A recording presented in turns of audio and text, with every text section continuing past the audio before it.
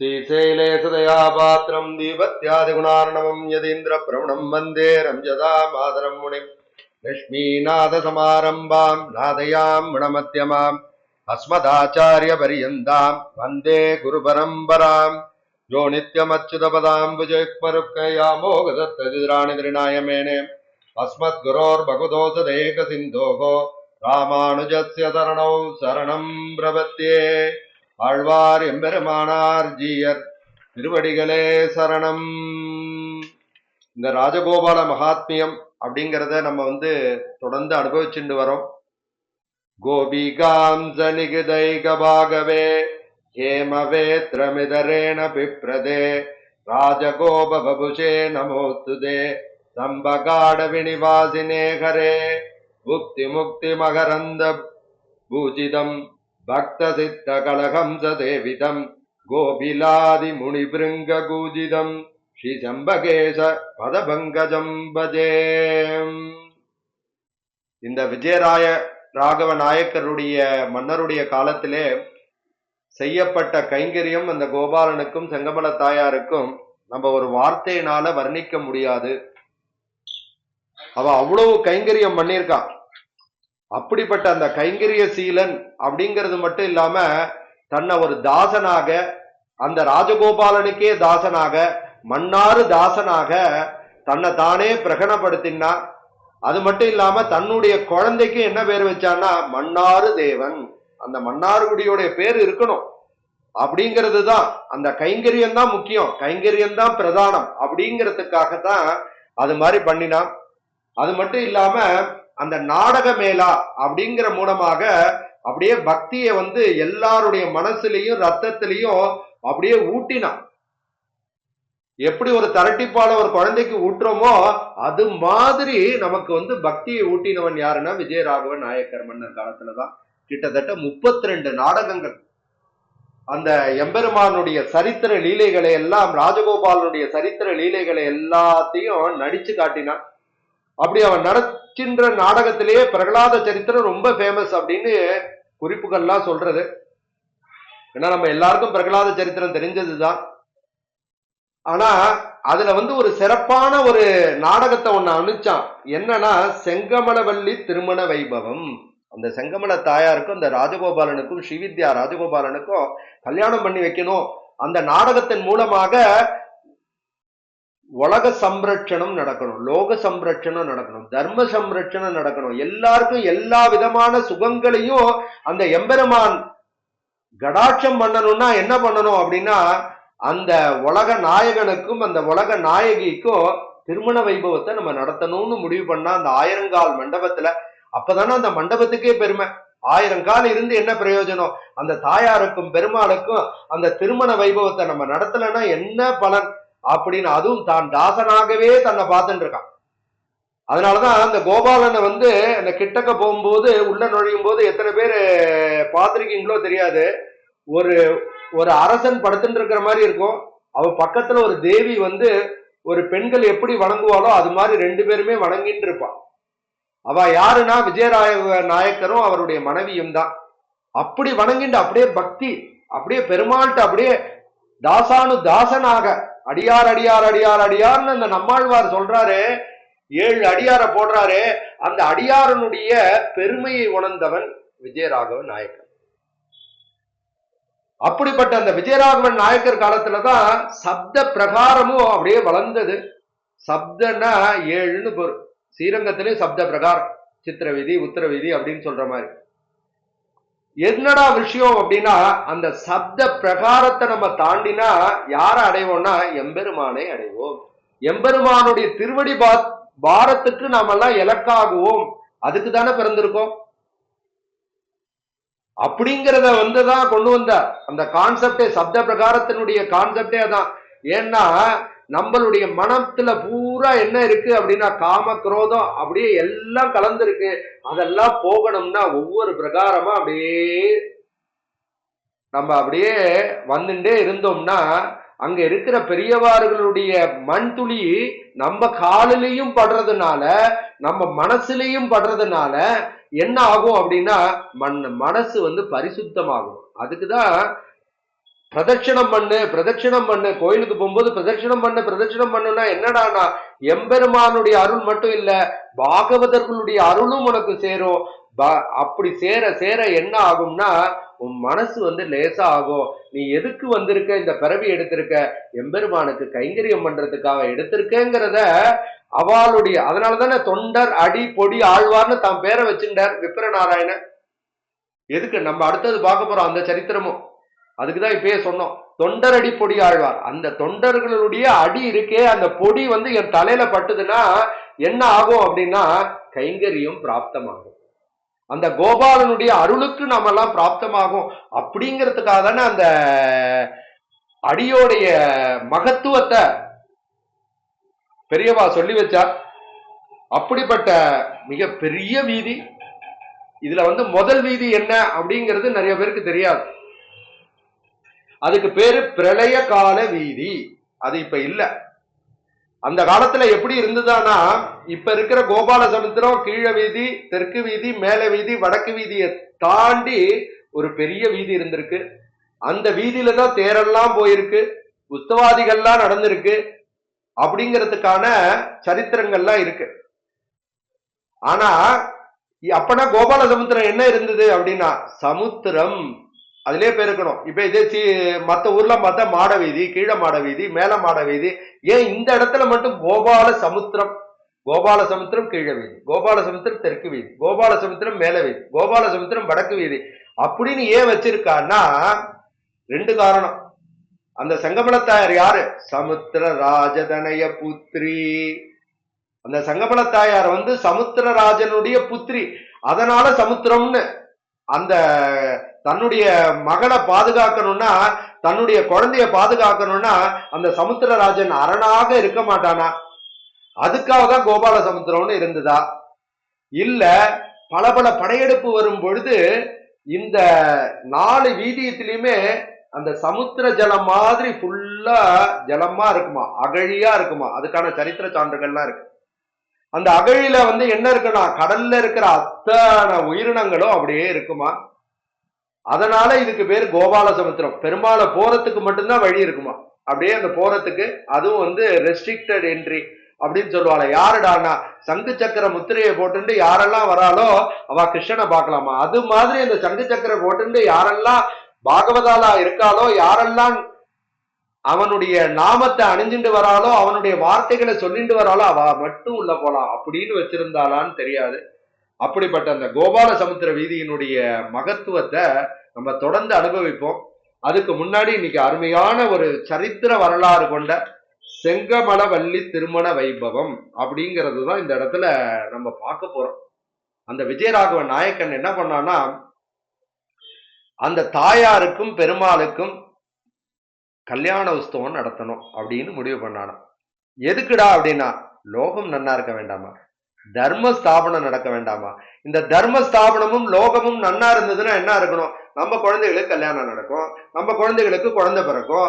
அதுக்காக தான் எம்பெருமானுக்கு கல்யாண உற்சவம் நடத்தணும் அப்படிங்கிறான். வேற ஒன்னும் காரணம் கிடையாது.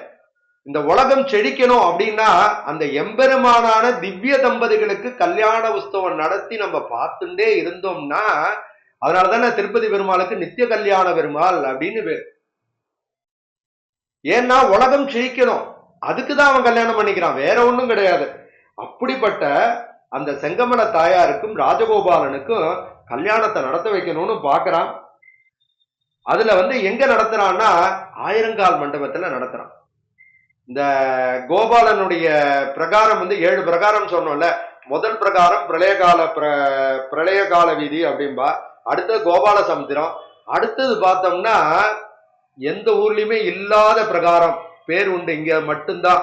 ஏன்னா அவ தனிக்கோள் நாயகியாக செங்கமல தாயார் இருக்கிறதுனால நாச்சியார் பிரகாரம்.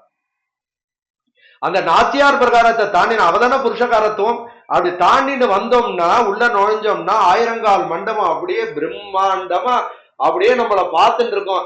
எய்த்தாப்புல யார் இருக்காருன்னா எம்பெருமானார் தரிசனம் என்று இதற்கு நம்பெருமாள் பேரிட்டு நாட்டி வைத்தார்னு ஒரு சைடு ராமானுஜரும், இன்னொரு சைடு தேசிகரும், உள்ள போனோம்னா மாமுனிகளும் இருக்கா. இப்படி ஆச்சாரியர்கள் சூழ்ந்து இருக்கின்ற, பார்த்து கொண்டு இருக்கின்ற ஒரு மண்டபம் என்னன்னா ஆயிரங்கால் மண்டபம் அப்படி அமைச்சிருக்கா அந்த காலத்துல.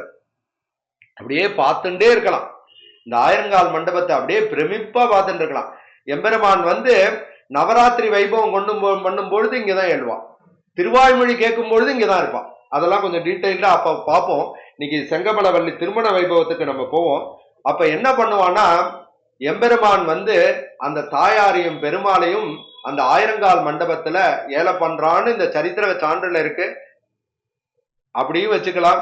இல்ல நம்ம இப்படி ஒரு அழகா அந்த புண்ணியகோடி விமானத்துல அதாவது பிரணவகார ஓங்கார விமானத்துல நான் வந்து ராஜகோபாலனையும் ருக்மிணி சத்யபாமாவையும் செங்கமல தாயாரையும் சேர்த்தி உற்சவத்தை போட்டத்தை போட்டுன்னு கூட அவன் பெரிய போட்டோவை பண்ணானா அந்த காலத்துல, இல்ல மரத்துல பண்ணானா, இல்ல நிஜமாவே ராஜகோபாலனையும் செங்கமல தாயாரையும் ஏல பண்ணானா, இதெல்லாம் நம்ம கற்பனைக்கு உட்பட்டது. ஏன்னா இது நாடக வைபவம். அதை எப்படி நடத்தினாங்கிறது நமக்கு தெரியல.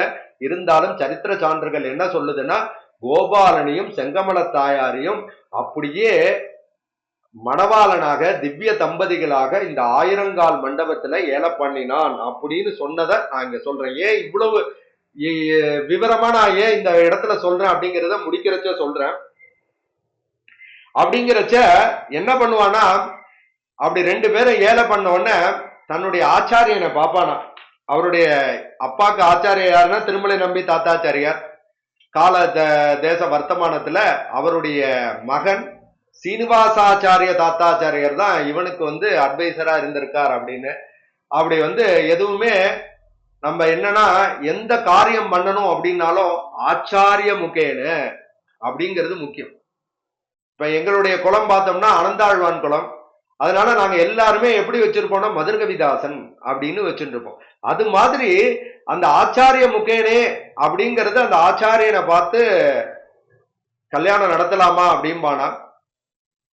எல்லாத்தையும் பண்ணுங்கோ அப்படின்னு சொல்லுவானா. ஏன்னா தாசானு தாசன் இல்லையா, பாகவதன் இல்லையா, அந்த ஆச்சாரியனுடைய பெருமை தெரிஞ்சவன் இல்லையா, கோபாலனுடைய பெருமை தெரிஞ்சவன் இல்லையா. எப்ப அவனுக்கு மன்னாரு தாசன்னு போடணும்னு தோணுதுன்னா அங்க ஆச்சாரியன் இருக்கான்னு தானே அர்த்தம். இந்த ஆச்சாரியன் வந்து அவனை வழிபடுத்தினதுனால தானே ஒரு மன்னன் தன்னை தாசன்னு ஒரு வார்த்தையை யூஸ் பண்றான்னா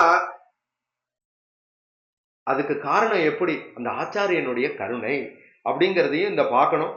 இது எப்படி இருக்கும் அப்படின்னா, முதல்ல தேவர்களும் அசுரர்களும் அப்படியே ஒரு நாடகம் மாதிரி பாருங்க. அந்த ஆயிரங்கால் மண்டபத்துல ஒரு பெரிய ஸ்கிரீன் இருக்கு அப்படிங்கிறச்ச முதல்ல அவன் எப்படி நடத்துவானா, தேவர்களும் அசுரர்களும் அந்த மேருமலைய வாசுகியை கொண்டு அமிர்தம் கடையறத காட்டுவாளாம்.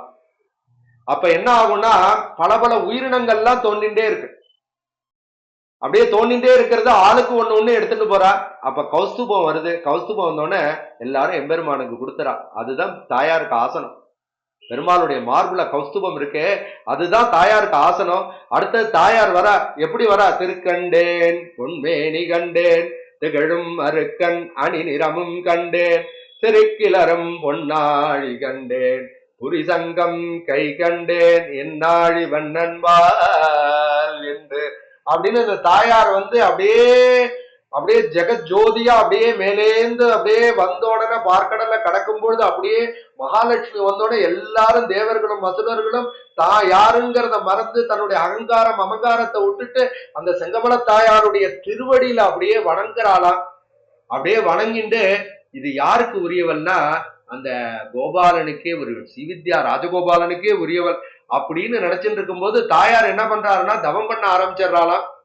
அவளுடைய தவத்தை பார்த்துட்டு எவ்வளவு நாள் தான் நான் பிரிஞ்சிருக்கிறது, நம்மளுக்கே ஆத்துக்காரியை பிரிஞ்சிருந்தா எவ்வளவு நாள் ஆத்துக்காரியை பிரிஞ்சிருக்குன்னு தோணும். அப்பதான் ஆத்துக்காரியோட அருமை நமக்கு தெரியும். அது மாதிரி பகவான் வந்து இதுக்கு மேல என்ன மகாலட்சுமியான இந்த செங்கமல தாயாரைய பிரிஞ்சுட்டு இருக்க முடியாது அப்படின்னு சொல்லிட்டு அர்ச்சகர் முக்கேனே அப்படின்னு சொல்லிட்டு இந்த ராஜாட்ட சொல்லுவானா, எனக்கு வந்து சமுத்திரராஜன்ட்ட போய் அந்த மகாலட்சுமியை எனக்கு கல்யாணம் பண்ணி வை அப்படின்னு ஒரு எபிசோடு 1 எபிசோடு 2 அப்படின்னு வச்சுக்கோங்களேன். அந்த நாடக அமைப்புல அதை பார்த்தாதான் அது வந்து அப்படியே அனுபவிக்க முடியும். அப்படியே வந்து சொல்லுவானா. சொன்ன உடனே இந்த விஜயராகவ நாயக்கர் இருக்காரு, அப்படியே சந்தோஷம் தாங்காதான். ஏன்னா நேரா போவானா சமுத்திரராஜன்ட்ட தன்னுடைய ஆச்சாரியனை அழைச்சிட்டு போய், எப்படி வந்து தசரதன் வந்து வசிஷ்டரை அழைச்சிட்டு போய் ஜனகருடைய மகாராஜானுடைய இதுல சபையில போய் சீதாய்க்கு ராமனுக்கு கல்யாணம் நடத்த போனாலும் அது மாதிரி தன்னுடைய ஆச்சாரியான சீனிவாச தத்தாச்சாரியார அழைச்சிட்டு அப்படியே போவானா. போய் என்ன பண்ணுவானா, என்னுடைய ராஜாதி ராஜன் தேவாதி ராஜன் உயர்வர உயர் நலம் உடையவன் எவனவன் இருக்கிற அந்த தேவர்க்கெல்லாம் தேவாகவோ இருக்கின்ற அவனுக்கு உம்முடைய குழந்தைய கல்யாணம் பண்ணி கொடுக்கணும் அப்படின்னு கேட்பானாம். சமுத்திரராஜனுக்கு அப்படியே சந்தோஷம் தாங்காதான். இதுக்கு தானே காத்துட்டு இருந்தேன் அப்படின்னு. யாருக்கு கொடுக்கிறேன்? அந்த தேவாதி தேவன். இதுக்கு மேல எனக்கு என்ன வேணும்? இந்த பிறப்பினுடைய அருமை எனக்கு என்ன வேணும் அப்படின்னு சொல்லிட்டு கொடுக்கிறேன் அப்படின்னு சொல்லுவானா. அப்புறம் நிச்சயார்த்த வைபவம் அழகா நடக்குமா. பெரிய பெரிய வைதிகர்கள்லாம் இருந்துட்டு அருமையா இந்த நிச்சயார்த்த வைபவத்தை நடத்துவாளாம். அதுக்கப்புறம் என்ன நடக்கும் அப்படின்னா திருமண வைபவம் நடக்க ஆரம்பிக்குமா. அப்படி இந்த திருமண வைபவம் நடக்க ஆரம்பிக்கும் பொழுது எல்லாருக்கும் சொல்லணும்ல, யாரு நம்ம சொல்லிட்டு இருக்கோம், நம்மளுக்கு தெரியும் தேவாதி தேவன்னு. அப்படிப்பட்ட தேவாதி தேவன் இன்னைக்கு மாசி கருடனுக்காக பெருமாள் வெள்ளி கருடனுக்காக இப்ப பரபிரம்மம் ராமன் ஆராதித்த பெருமாள் இங்க போயிருக்காரு. எங்க பிரியா சுதர்சனாவை தாண்டி அப்படியே போயிருக்காரு. அப்படியே சிங்க நட போட்டு பல்லாக்குல போனார். வரும்பொழுது இப்ப கருட வாகனத்துல கருட சொரூபியாக வரப்போறார். அன்னைக்கு நம்ம இந்த வைபவத்தை, ஏன்னா மாசி கருடன் தேடி சேவி அப்படின்பா. அது ஒரு வாக்கியம் இருக்கு, மாசி கருடன் காசிக்கு போனாலும் கிடைக்காது அப்படின்னு சொல்லுவான். இப்படி பல பல அப்படிப்பட்ட நன்னாள்ல நம்ம இந்த வைபவத்தை கேட்கறதுக்கான நமக்கு பிராப்தம் ஆயிருக்குன்னா எவ்வளவு பெரிய நாமெல்லாம் கொடுப்பின பண்ணியிருக்கோம். அதை தொடர்ந்து அனுபவிப்போம். அப்படிப்பட்ட அந்த திருமண வைபவத்தை நடத்துறதுக்கு தன்னுடைய குலகுருவை பாப்பானா. குலகுரு உடனே சொல்லுவாராம், காஷ்யப கோத்ரோஸ் பவாயா வாசுதேவ சர்மணோ நத்ரே நாராயண சர்மண பௌத்ராயா விஷ்ணு சர்மண புத்ராயா சாட்சாத் மகாவிஷ்ணு ஸ்வரூபாயா ஸ்ரீ வித்யா ராஜகோபால பரபிரம்மணே வராயா அப்படின்னு சொல்லுவாராம். உடனே இவன் ராஜாவுக்கு பொறுக்க முடியாதான். யாரு? என்னுடைய தாய்க்குன்னா கல்யாணம் பண்ற, செங்கமல தாயாருக்குன்னா கல்யாணம் பண்ற. உடனே இவர் ஒண்ணு சொல்ல ஆரம்பிச்சிருவாராம். இதுவரை குருவை சொல்லிட்டு இருந்தார், இதுக்கு மேல தாங்க முடியாது. பார்கவ கோத்ரோஸ் பவாம் பிருகு சர்மணோ நப்த்ரி பார்கவ சர்மண பௌத்ரி சமுத்திர ராஜதனய புத்ரி சாட்சாத் மகாலட்சுமி ஸ்வரூபாயா இமாம் கன்யான்னு இப்படி 3 தடவை சொல்லுவாளாம். தாஷ் அப்படின்னு சொல்லிட்டு தாஷ்யாமி தாஷ்யாமி தாஷ்யாமி அப்படின்னு சொல்லி 2 பேரையும், யாரு இவன்? யாரு? சாட்சாத் மகாவிஷ்ணு இல்லையா? அவன் இன்னும் குறைஞ்சவளா? அவன் சாட்சாத் மகாலட்சுமி இல்லையா? அப்படிப்பட்ட அந்த ஸ்ரீவித்யா ராஜகோபாலனுக்கும் அந்த செங்கமல தாயாருக்கும் இன்னைக்கு கல்யாணம் பண்ணி வைக்கிறோம் அப்படின்னு அந்த சபையர்கள்ட்ட இருக்கிற எல்லார்ட்டையும் இந்த ராஜாவே போய் அந்த மங்கள நாணை எடுத்துட்டு போய் ஒவ்வொருத்தருட்டையா அப்படியே அந்த தட்டை கொடுத்து கொடுத்து, ஒவ்வொருத்தருடைய பாகவதனுடைய ஆசீர்வாதம் தான் என்னுடைய ராஜ்யத்தை காப்பாற்றும். என்னுடைய ராஜ்யத்தை காப்பாற்றணும்னா அந்த செங்கமல தாயாருக்கும் அந்த ஸ்ரீவித்யா ராஜகோபாலனுக்கும் இந்த திருமணம் நன்னா நடக்கணும். அப்படி நடந்தா என்ன ஆகும்? தர்மத்தை நான் பரிபாலனம் பண்ண முடியும், இந்த லோகத்தை ரட்சணம் பண்ண முடியும் அப்படின்னு சொல்லிட்டு ஒவ்வொருத்தருக்கையா வாங்கிட்டு போய் அந்த கல்யாண உற்சவத்தை, திருமண வைபவத்தை அருமையா அப்படியே நடத்துவானா. அப்படி நடத்திண்டு அது மட்டும் இல்லாம எல்லாமே என்னென்னலாம் உண்டோ நம்ம கல்யாணத்துல உண்டோ அத்தனையும் அந்த இடத்துல நாடகமாவே நடிச்சு காட்டினான் அப்படின்னு தான் சொல்றது. சப்தபதி உண்டு. எதுக்குடா பிடிக்கிறான் அப்படின்னா, தாயாருடைய காலை பெருமாள் பிடிப்பானா. எதுக்குடா பிடிக்கிறான் அப்படின்னா, என்னோட தர்மத்தை காப்பாத்தணும், என்னோட லோகத்தை காப்பாத்தணும் அப்படிங்கிறதுக்கு என் கூடையே வரணும். இத சொல்லிதான் சீதா தேவி ராமனை கன்வின்ஸ் பண்றா. எதை சொல்லியும் அவன் கேட்கல. நீங்க எதுக்கு என் காலை பிடிச்சுங்க? விஸ்வாமித்திரன் முன்னாடி என் காலை பிடிச்சுங்க, வசிஷ்டர் முன்னாடி என் காலை பிடிச்சுங்க. என்னத்துக்குடானா, தர்மத்தை பரிபாலனம் பண்றதுக்கு நீ என் கூடயே வான்னு சொன்ன, இப்ப என்ன விட்டுட்டு போறீங்களே அப்படின்னா. அதனாலதான் சீதா தேவி ராமனோடு தொடர்ந்து போனாலாம்.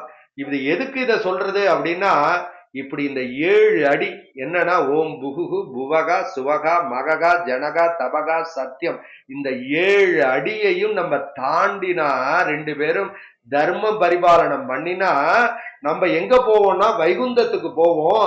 அப்ப வந்து என்ன பண்ணோம்னா இந்த திவ்ய தம்பதிகளோடு ஒன்னா இருக்கணும். அதுக்கு என்னுடைய தர்மத்தை காப்பாத்துறதுக்கு நீ என் கூட வா அப்படிங்கிறது தானே அந்த 7 அடியோடைய நோக்கம். அத பகவானே நடத்தி காட்டுறானா. இங்க என்ன பண்ணிருப்பானா, அந்த சடாரி தான் பகவான், இங்க வந்து சடாரி தான் இது. அப்படிப்பட்ட அருமையான இந்த கல்யாண மகோத்சவத்தை அந்த நாடக வாயிலாக நடத்தி காட்டுவானா. யாரோ பேசிண்டே இருக்கீங்க, கொஞ்சம் மியூட் போடணும், அதை புரிஞ்சுக்கவே மாட்டேங்கிறீங்க. அப்படிப்பட்ட அருமையான இந்த கல்யாண உற்சவத்தை நடத்துறதுனால என்ன ஆகும் அப்படின்னா லோகக்ஷேமம் நடக்கும். அது மட்டும் இல்லாம நம்மளுக்கு வந்து பொறி தட்டுறது, அந்த அக்னியில போடுறது அப்படிங்கிறதும் நமக்கு வழக்கம் உண்டு. இதுக்கு முன்னாடி இந்த கல்யாணத்துல நடக்கிறதுக்கு முன்னாடி வேத பண்டிதர்கள்லாம் என்ன பண்ணுவாங்களாம், புருஷ சுக்த யாகம், ஸ்ரீ சுக்த யாகம், சகஸ்ர சீருஷா புருஷகா சகஸ்திராட்ட சகஸ்திரபா அப்படின்னு ஹிரீட்சதே லட்சுமிஷ பத்னியோ அப்படின்னு சொல்லி அகோராத்திரே அப்படின்னு சொல்லிட்டு ஓம் நாராயணாய வித்மகே வாசுதேவாய தீமகி தன்னோ விட்டு பிரஜோதயா அப்படின்னு சொல்லி இரண்ய வர்ணாம் தரணி அப்படின்னு சொல்லி ஓம் மகாதேவிச்ச வித்மகே விட்டு பத்னிச்ச தீமகி தன்னோ லட்சுமி பிரஜோதயாதுன்னு எல்லா யாகங்களும் அங்க நடக்குமா. அப்படியே பேரலா அந்த நாடகம் நடக்கும் போது. ஏன்னா அவன் என்ன நினைச்சான்னா பெருமாள்கிட்ட வந்து நாடகம் மூலமா தெரியாதவாளுக்கு மனசுல பதியணும், விஷயம் தெரிஞ்சவாளுக்கு இது மாதிரி ஹோமம் யாகம் மூலமா கொண்டு போகணும். இப்படி சர்வத்திரத்தையும் நடத்தி காட்டினானாம் விஜயராகவ நாயக்கர். அப்படி நடத்தும் பொழுது அந்த பொரிய வந்து இதுல போடுறது அப்படிங்கிறதும் உண்டு. அது மட்டும் இல்லாம தேங்காய் உருட்டுறது உண்டு. எல்லாம் நடக்குமா. எப்படின்னா தாயார் ஆண்டாள் சொன்ன மாதிரி வாரணம் 1000 சூழ வலம் செய்து நாரண நம்பி நடக்கின்றான் என்றதே. எப்படி நடக்குது, பூர்ண பொருட்குடம் வைத்து புறமெங்கும் தோரண நாட்ட கனா கண்டேன் தோழினான் அப்படின்னு சொல்ற மாதிரி என் உயிர் தோழியே சகல பரிபூர்ணனான ஸ்ரீமன் நாராயணன் எப்படி வரானா 1000 யானைகளோடு வருகின்றான். அப்படிப்பட்ட அந்த ராஜா தானே விஜயராகவ நாயக்கர் தானே பண்றான். 1000 யானைகள் அப்படியே சூழ்ந்து நிற்கிற மாதிரி அந்த கோபால சமுத்திரத்தையே சூழ்ந்து இருக்கிற மாதிரி இருப்பானாம். அப்படி கூட வச்சுக்கலாம். கோபாலனை சுத்தி அவன் வந்து பிருந்தாவனத்துல இருக்கும்போது 1000 ஆயப்பாடி அப்படியே யானை மாதிரி கூட வருவான் அப்படிங்கிறதையும் வச்சுக்கலாம். அவன் வந்து சாதாரண குளத்திலேயா இருக்கான். அப்படிப்பட்டவன் எப்படி வரானா 1000 யானைகள் சூழ்ந்துண்டு அப்படியே என்ன பண்றானா அப்படியே பூர்ண கும்பங்கள்லாம் வைத்து நகரம் முழுவதும் தோரண நாட்ட கனா கண்டேன். அதை வந்து இவன் நிறைவேற்றுவானாம். என்ன பண்ணுவானா அப்படியே இந்த மன்னார்குடி நகரமே அன்னைக்கு கோலாகோலமாக இருக்குமா. இப்படி 1000 படைச்சூழ ஆண்டாள் சொல்றாள். இது கரெக்டானா உந்து மதகளிட்டன் ஓடாத தோல்வழி எல்லாம் அந்த பாசுரத்தையே தான் பாக்குறா. திருப்பாவை 18வது பாசுரம் அதுலயும் இதேதான் பாக்குறா. அடுத்தது 2வது பாட்டுல நாளை வதுவை மனமென்று நாளிட்டு பாலை கமுகு பரிசுடை பந்தற்கீழ் கோளரை மாதவன் கோவிந்தன் என்பான் ஓர் காலை புகுத கணா கண்டேன் தொழி நான்.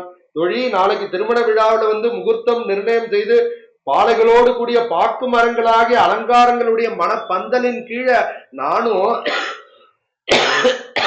சாட்சாத் அந்த சீமன் நாராயணனும் மாதவன் இருக்கான். மாதவன் பேர்லயே இருக்கே யாருன்னா ஸ்ரீபதம் வந்துருது. அது மட்டும் இல்லாம அவன் எப்படி இருப்பானா சிங்கப்பிரானா இருப்பானா நரசிம்மனாக இருப்பான் அப்படின்னு சொல்றான். அப்படிப்பட்ட திருநாமங்கள் பூண்ட அவனோடு நான் இருப்பேனே அப்படின்னு ஆண்டாள் வந்து கனவு காண்றாளாம். பெருமாள் வந்து ஆண்டாளுடைய திடீர்னு கல்யாணம் அப்படின்னு சொன்னா ஆண்டாள் தாங்குவாளா என்ன பண்றதுங்கிறதுக்காக கனவை முதல்ல கொடுத்தான் அப்படின்னு சொல்லுவான். இந்திரன் உள்ளிட்ட தேவர் விடாமெல்லாம் மந்திரன் தன்னை மகட்பேசி மந்திரத்து மந்திர கோடியுடுத்தி மணமாலை அந்தரை சூட்ட கனா கண்டேன் தோழினான். அது மட்டும் இல்லாம இல்ல, இங்கேந்து தெற்கு வீதியிலேந்து மேல வீதியிலேந்து கீழ வீதியிலேந்து எல்லாரும் வருவா. அது மட்டும் இல்லாம பிரளயகால வீதியிலேருந்து எல்லாரும் வருவா. எல்லாரும் வந்துட்டே இருப்பா. இவாள்லாம் மனிதர்கள், மேலேந்து தேவர்கள்லாம் வருவாளாம். எப்படி திருப்பதிக்கு வந்து மேலேந்து தேவர்கள்லாம் வந்தது பெருமாளை தொழுவா, கீழேந்து நம்ம மேல போய் தொழுவோம்னா இவன் கருணை தயாளு இல்லையா, அதனால என்ன பண்ணுவானா இவாளை எல்லாரும் டைரக்டா விட்டுருவானா. மேலெல்லாம் ஏறி கஷ்டப்படுத்த வேண்டாம் திருப்பதி பெருமாள் மாதிரி. ஏன்னா இவன் வந்து கோபாலன் இல்லையா, அவனுடைய இதே என்ன சௌலபியம் தானே, அப்படியே நேர விட்டுருவானா. ஆனா தேவர்கள்லாம் மேலேந்து வரணுமா. ஏன்னா அவளுக்கு ஞானம் ஜாஸ்தி, ஞானம் ஜாஸ்தின்னு அவளுக்கு மனசுக்குள்ள நினைப்பு. அதனால தானே கோவர்த்தனகிரி தாரனாக இந்திரனுடைய கர்வத்தையே அடக்கினான் அந்த எம்பெருமான். ஒரு நாள் 2 முறை இல்ல, கல்மழை காத்தான் அப்படிங்கிறா ஆண்டா. அப்படிப்பட்ட கல்மழையே பொழுத அத்தனை பெரிய ரட்சகனாக இருந்து ரட்சித்தான் இல்லையா. அப்ப இந்திரன்லாம் மேலேந்து வராளா, இவாள்லாம் கீழேந்து வராளா. அது மட்டும் இல்ல, இந்த இடத்துல பார்த்தா மந்திர கோடி உடுத்தி மணமாலை அந்தரி சூட்ட கணகண்டேன் தோழினான். பெரியாழ்வாருடைய பொண்ணு இல்லையா, நாத்தனார்கிட்டேருந்து புடவை வாங்கிக்கணும்னு ஆசை இருந்துதான். அதனால இந்த துர்கைட்டேருந்து புடவை வாங்கிட்டேன். மாயா துர்கை தானே கிருஷ்ணனுடைய தங்க, அதனால அவள்கிட்டேருந்து புடவை வாங்கிட்டேன். அப்படிப்பட்ட புடவையே என்ன உடுத்த செய்து பரிமளம் மிக்க மலர்களையும் சூட்ட தோழி நான். அப்படியே எல்லாமே சிஸ்டமேட்டிக்கா எப்படி ஒரு வைதிக கல்யாணம் நடக்குமோ அத்தனையும் இந்த பாசுரத்துல கொண்டு வரா. நாற்றிசை தீர்த்தம் குணந்து நனி நல்கி பார்ப்பன சித்தர்கள் பல்லார் எடுத்தேத்தி பூப்பனை கண்ணி புனிதனோ என்றென்னை காப்புனான கட்ட கணா கண்டேன் தோழினான். அது மட்டும் இல்ல, ஏன்னா பெரியாழ்வாருடைய குழந்தை, அது மட்டும் இல்ல வேதத்தை தெரிஞ்சவர் அவர். அதனால எல்லாரும் வேதம் போதி சிஸ்டமேட்டிக்கா கல்யாணம் நடக்கிறது அப்படிங்கிறது. அது மட்டும் இல்ல, எல்லா தீர்த்தங்களையும் கொண்டு அப்படி யாரா என் மணவாளன் சாதாரணவனா, அவன் உலகத்தையே ரட்சிப்பவன். அவனுக்கு எங்கேந்திரா வரணும், கங்கையிலேருந்து வரணும், காவேரியிலேருந்து வரணும், யமுனையிலேருந்து வரணும், கோதாவரியிலேருந்து வரணும், எல்லா வித தீர்த்தத்தையும் எடுத்துட்டு அந்த இடத்துல தெளித்து மங்களாசாசனம் செய்து பூக்கள் புனைந்த மாலை உடையவனாய் பரம பாவனனான கண்ணபிரானோடு என்னை கங்கணம் கட்டணும் முதல்ல நிச்சயார்த்தம் கட்ட கணா கண்டேன் நான் அப்படின்னு. ஏன்னா பெரியாழ்வார் ஆச்சார சீலர் இல்லையா, சாதாரண அவனுக்கு கொடுத்துருவாரா தன்னுடைய பொண்ண. அதனால இப்படி எல்லாத்தையும் அப்படியே அந்த கனவுலேயே என்ன சொல்ல வரான்னா, என்னுடைய மணவாளன் யாருன்னு தெரியுமா, அவன் ஸ்ரீமன் நாராயணன் அப்படின்னு பெரியாழ்வாருக்கு சொல்றார். கதிரொளி தீபம் கலசம் உடனேந்தி சதிரல மங்கையதாம் வந்ததிர் கொள்ள மதுரையார் மன்னன் அடிநிலை தொட்டெங்கும் அதிர புகுத கணா கண்டேன் தோழினான் அப்படின்னு அடுத்த வாசனத்துல பொற்கலசங்களையும் மங்கள தீபத்தையும் கையில ஏத்தி கொண்டு யாருனா மதுரையில் உள்ளனாருக்கு அரசனான கண்ணபிரான். இவன் யாரு, ராஜாதிராஜன், எங்க ராஜகோபாலன் இல்லையா. அப்படி அவன் பூமி எங்கும் மதுர எழுந்துள்ள நான் கணா கண்டேன். அப்படிப்பட்ட பரமபாத நாதனாக அப்படிதானே 4 திருச்சக்கரத்தோட பரவாசு தேவனாக இருக்கான். அப்படிப்பட்டவன் எனக்காக எளிமையை காட்டணுங்கிறதுக்காக அவன் என்ன பண்றானா, கோபாலனா இருக்கான், 2 கையோட இருக்கான். அப்படிப்பட்ட 2 கையோடு இருக்கிற அவனை பாக்குறோம். ஏன்னா ஸ்ரீரங்கத்துல பார்த்தா மூலவர் 2 கையோட இருப்பார், உஸ்தவர் 4 கையோட இருப்பார். ஆனா இங்க 4 கையிலோட இருக்கிற உஸ்தவரை நம்பெருமாள ராமனா பாவிப்பா, 2 கையோடு இருக்கிற கிருஷ்ணனா பாவிப்பா. இங்க 4 கையோடு இருக்கிற பரவாசு தேவனாக மூலவர் இருக்க. உஸ்தவர் எப்படின்னா 2 கையோட கோபாலன். யார் நானா, நான் உன்னோடுடா, நான் ஆட்சிடா, நான் யாருமே இல்லடா. ஏன்னா பரம்பொருள் நினைச்சிட்டா எல்லாரும் ராமன் கிட்டக்க வருது. ராமன் எவ்வளவோ சௌலபியமா இருந்து பார்த்தானா, சௌசல்யமா இருந்து பார்த்தானா, எல்லாரும் ஒரு டிஸ்டன்ஸ் மெயின்டைன் பண்ணிட்டே இருந்தானா. அந்த டிஸ்டன்ஸை போக்கணும் தான் ஆயர் குலத்திலேயே பிறந்தானா எம்பெருமான், கோபாலனாக பிறந்தான் அப்படின்னு சொல்லுவா. மத்தளம் கொட்ட வரிசங்கம் நின்றுத முத்துடை தாமம் நிறைதாய்ந்த வந்தற்கு மைத்துணன் நம்பி மதுசூதனன் என்னை கைத்தளம் பற்ற கணா கண்டேன் தோழினான். மத்தளங்கள்லாம் அடிக்கிறான், 2 ரேகளுடைய சங்குகள் நீண்ட நேரம் ஊதருது. அப்படி இருக்கிற என்ன மைத்துனன் முறையுடையவனாய் பூர்ணனான கண்ணபிரான் முத்துக்களுடைய மாலை திரள்கள் தொங்க விடப்பெற்ற பந்தலின் கீழே என்னை திருமணம் செய்தருள நான் கணா கண்டேன் அப்படிங்கிறார். வாய் நல்லார் நல்ல மறையோதி மந்திரத்தால் வாசிலை நாணல் படுத்து பரிதி வைத்து காய்ச்சினமாகலிர் என்றான் என் கைப்பற்றி தீவனம் செய்ய கணா கண்டே தோழினான். அது மட்டும் இல்ல, பெரிய பெரிய வேதியர்கள்லாம் உரிய மந்திரங்களை எல்லாம் ஓதி நாணப்புள்ளை பரிசுமான அமைத்து சமித்துகளை இட்டு மிக்க கோபமுடைய யானை போல செருக்கனான கண்ணபிரான் என்ன பண்றான்னா, அந்த சிங்க நடச்சுண்டு அந்த தாயாருடைய கைய பிடிச்சுண்டு அப்படியே நடந்து வரானா. அதனாலதான் பகவான் இததான் சொல்வா, யஜுர் அஷ்டகத்துல இருக்கு, ஏகமிஷே விஷ்ணு துவான் வேது துவா ஊர்ஜே விஷ்ணு துவான் வேது சகாயகா சப்தபதா ஆபூமா. 7 அடி பகவான் என்ன பண்றானா, 1 அடி பகவான் அழித்து செல்லட்டும், 7 அடி நடந்து வந்து என்னுடைய துணைவி ஆகுவாக அப்படின்னு நம்ம சொல்றத பகவானே இந்த இடத்துல வந்து சப்தபதியில வச்சு நடத்தி காட்டுறான் அப்படிங்கிறா. இம்மைக்கும் ஏழை பிறவிக்கும் பற்றாவான் நம்மையுடையவன் நாராயணன் நம்பி செம்மையுடைய திருக்கையால் தாள் பற்றி அம்மி மிதிக்க கணா கண்டேன். ஒன்னுத்தையும் குறை வைக்கல ஆண்டா. எல்லாம் சிஸ்டமேட்டிக்கா. இது என்னத்துக்குன்னா அந்த ரெங்கநாதனுக்கே சொல்றா, இப்படி சிஸ்டமேட்டிக்கா இருந்தாதான் நான் உன்னை கல்யாணம் பண்ணிப்பேன். யாரோட குழந்தை என்ன நினைச்ச, நான் வந்து பெரியாழ்வாருடைய குழந்தை அப்படின்னு ஒண்ணு ஒன்னா சொல்ற மாதிரி அந்த கோபாலனுக்கும் செங்கமல தாயாருக்கும் ஒரு குறையும் இல்லாம இந்த பாசுரத்தை படிச்சதுனாலயோ என்னமோ அத்தனையும் அந்த விஜயராகவ நாயக்கர் மன்னன் வந்து நடத்துறானா. அது மட்டும் இல்ல, வாரிசிலை வாழ்முகத்து எண்ணெய் மார்தாம் வந்திட்டு எரிமுகம் பாரித்து என்னை முன்னே நிறுத்தி அறிமுகன் அச்சுதன் கைமேல் என் கை வைத்து பொறிமுகம் தட்ட கணா கண்டன். அடுத்தது பொறி. பொறி வந்து நெருப்புல போடுறது, மைத்துனன் கையால என்ன பண்றான் அப்படின்னு எல்லாத்தையும் சிஸ்டமேட்டிக்கா ஒரு கல்யாணம் என்ன நடக்குமோ அத்தனையும் நடத்திண்டு அந்த செங்கமல தாயாருக்கும் அந்த ஸ்ரீவித்யா ராஜகோபாலனுக்கும் அருமையான இந்த கல்யாண மகோத்சவத்தை நடத்துறானா. இதை நடத்தினதுனால என்ன பலன், இதை கேட்டதுனால என்ன பலன், இதை சொல்றதுனால என்ன பலன் அப்படின்னா, வைஷ்ணவர்கள் பலனை யோசித்து எதையும் சொல்றதில்ல. இருந்தாலும் இதுக்குன்னு ஒரு பலன் இருக்கதானே செய்யும். அதையும் யார்கிட்ட இருக்கணும், 11ஆம் பாட்டுல ஆண்டாலே சொல்லிடுறா. ஆயனுக்காக கண்ட கனாவினை வேயர் புகழ் வில்லி புத்து கோதை தூய தமிழ் மாலை ஈரைந்தும் வல்லவர் வாயு நன்மக்களை பெற்று மகிழ்வர். நல்ல குழந்தை பிறக்கும், சச்சந்தமான குழந்தை பிறக்கும், கைங்கரிய சீலனாக பிறக்கும். அது பெண் குழந்தையா இருந்தா கைங்கரிய சீலியாக இருக்கும். அப்படிப்பட்ட பெருமாளுக்கு கைங்கரியம் பண்ணிட்டே இருக்கும். எப்படி சீதை வந்து ராமனுக்கு கைங்கரியம் பண்ணாலோ அப்படி இருக்கும். ராமன் எப்படி பெரிய பெருமாளுக்கு திருவாராதனத்துக்கு கைங்கரியம் பண்ணானோ அது மாதிரி இருக்கும். என்னடானா, எதுக்குடா ராமன் சீதையோ பூமியில அவதரிச்சா அப்படின்னானா, யாரும் திருவாராதனம் சரியா பண்ணலையா பெருமாளுக்கு. பெருமாள் பார்த்தானா, நம்மளே நமக்கு எப்படி பண்ணணும் சொல்லி கொடுத்தாதானே இந்த குழந்தைகளுக்கு எல்லாம் புரியும். அப்படிங்கிற ஒரு காரணத்துக்காக தான் அவன் பூமியிலே அவதரிச்சான்னு சில பேர் ஸ்லாகித்து சொல்லுவா. அதனால என்ன பண்ணுவானா, ராமன் ஆராதித்த பெருமாள் அப்படிங்கிறதுனாலதான் அவர் பெரிய பெருமாள் அப்படின்னே பேரு. அப்படி ராமன் அப்படி கண்ணை அப்படி திரும்புறதுக்குள்ள தாயார் என்ன எடுப்பாரானா, அடுத்தடுத்து என்ன வேணுமோ அதை அப்படியே எடுத்து கொடுப்பாளாம். இப்படிப்பட்ட திவ்ய தம்பதிகள் ஆராதித்த பெருமாள் அந்த பெரிய பெருமாள். அப்படிப்பட்ட பெரிய பெருமாளுடைய ஸ்ரீரங்க கஷேத்திரத்துல இருந்துட்டு அந்த கோபாலனுடைய செங்கமல தாயாரனுடைய கல்யாண வைபவத்தை நம்ம வந்து எப்படி இந்த விஜயராகவன் நாயக்கர் வந்து அந்த நாடக பாணியில இதை அருமையா நடத்தினானோ அது மாதிரி என்னால முடிஞ்ச வர ஆண்டாளை புடிச்சுண்டு, ஏன்னா ஆண்டாள் தானே ரெங்க மன்னரா, அவனுடைய அழகுக்கு யாரு என அதையும் பார்க்க போறோம் அந்த வைபவத்தையும். அப்படி அவளை பார்த்தா, அப்படிப்பட்ட ஆண்டாள் தானே மகாலட்சுமி.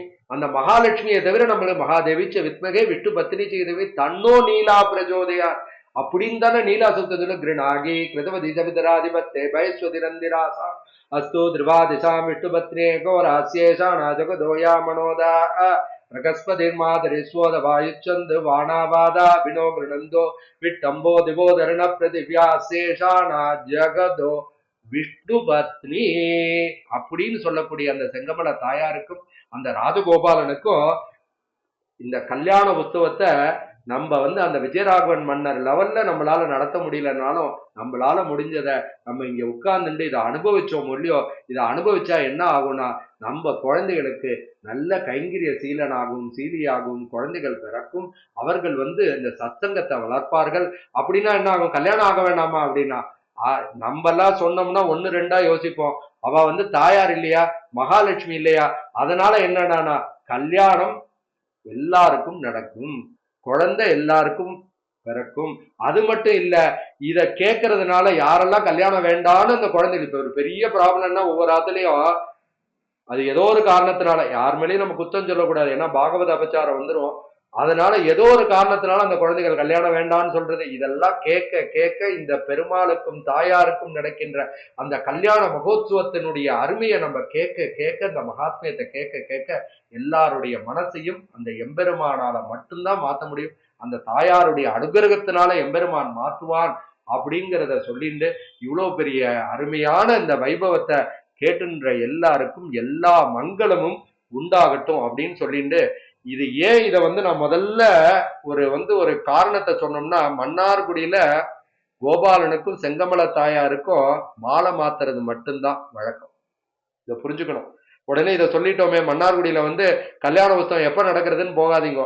அன்னைக்கு யானை வாகனத்துல பெருமாள் ராஜாதி ராஜனாக அப்படியே ராஜ அலங்காரத்துல அப்படியே பெருமாள் உள்ள ஏறினோடனே தாயார் சன்னதிலேருந்து மாலை வரும். பெருமாள் சன்னதிலேருந்து மாலை பெருமாள் இருப்ப 2 பேருக்கும் மாலை மாற்றினால் கோதை மாலை மாற்றினான்னு சொல்லி கற்பூர ஆலத்தை எடுத்து மறுநாள் என்னன்னா கண்ணாடி அறையில ஸ்ரீவித்யா ராஜகோபாலன் ருக்மிணி சத்யபாமாவோட எழுதியிருப்பான். அன்னைக்கு ஏறினோன்னு சாயங்காலம் கோரதம் நடக்கும். இதுதான் மன்னார்குடியுடைய வழக்கம் நடந்துட்டு இருக்கு. ஏதோ நான் கல்யாண வைபவம் சொன்னதுனால கல்யாணம் அங்க நடந்திருக்கு அப்படின்னு இல்ல. அவனும் இதை நடத்தி காட்டணும்னு நினைச்சு அந்த பெருமாளையும் தாயாரையுமே ஏல பண்ணானா. ஏன்னா அவன் ராஜா, அவன் சொன்னா கேட்டுதான் ஆகணும். ஏல பண்ணானா இல்ல விஜயராகவன் நாயக்கர் இருந்து எனக்கு கல்யாணம் பண்ணி வச்சானே அது மாதிரி வேற யாருக்கும் பண்ணி வைக்கக்கூடிய யோகியதை யாரும் தாசனாக அகங்காரையும் அகங்காரத்தையும் விட்டு பண்ண மாட்டேங்கிறதுனால அவன் போன பிறகு அந்த ராஜகோபாலன் பண்ணிக்கலையா, இதெல்லாம் டிபேட்டபிள். இதுக்குள்ள நான் உள்ள வரல. இருந்தாலும் இந்த மகோத்சவத்தை விஜயராகவன் நாயக்கர் எப்படி நாடக பாணியில நடத்தினானோ அதை உங்க எல்லாருக்கும் சொல்லணும்னு ஆசைப்பட்டேன். அதையும் அந்த எம்பெருமான் தான் நடத்தி கொடுத்தான். அது மட்டும் இல்ல, இப்படிப்பட்ட அந்த கோபாலனையும் தன்னுடைய மகளாகவே பார்த்து கொண்ட விஜயராகவ நாயக்கர் செங்கமண்டவல்லி தாயாரையும் தன்னுடைய தாயாராவையும் பார்த்தா, மகளாவும் பார்த்தா. அப்படியே தங்க பல்லாக்களை ஏல பண்ணிட்டு அதுல பூமாலைகள்லாம் அப்படியே அழகா தோரணங்கள்லாம் கட்டி அப்படியே 2 பேரையும் சேர்ந்து சேர்த்தியா அழைச்சிட்டு வருவானா 2 பல்லாக்குல. 2 பேருக்கும் கல்யாணம் ஆன பிறகு அப்படிப்பட்ட வைபவத்தை ரசிச்சு ரசிச்சு இந்த நாடகத்தை அமைச்சிருக்கான் அந்த விஜயராகவ நாயக்கர். அதை நம்ம சொல்றதுனால எல்லாருக்கும் எல்லா க்ஷேமங்களையும் அந்த கோபாலன் வழங்கட்டும் சொல்லி கமலா சரணாம்போஜே கௌஸ்துபாங்கித வட்சசே கல்யாண குணபூர்ணாய ரம்பகேசாய மங்களம் திவ்ய ரத்தன கிரீடாய ஸ்ரீமதே பீதவாசசே பவ்ய ஸ்ரீசங்க சக்கராய பாலகோபாய மங்களம் ஸ்ரீமதே ரம்ஜதா மாத்திர முனீந்திராய மகாத்மனே ஸ்ரீரங்க வாசினி பூயார் நித்யஸ்ரீ நித்யமங்கலம்னு எல்லாருக்கும் எல்லா க்ஷேமங்களையும் உண்டாகட்டும்னு சொல்லி நாளைக்கு அடுத்த வாரம் அடுத்த பகுதியில நம்ம இன்னொரு ராஜகோபாலனுடைய மகாத்மியத்தோடு சந்திப்போம் அப்படின்னு சொல்லி இன்னைக்கு முடிச்சுப்போம். சுபம் சுபம் சுபம்.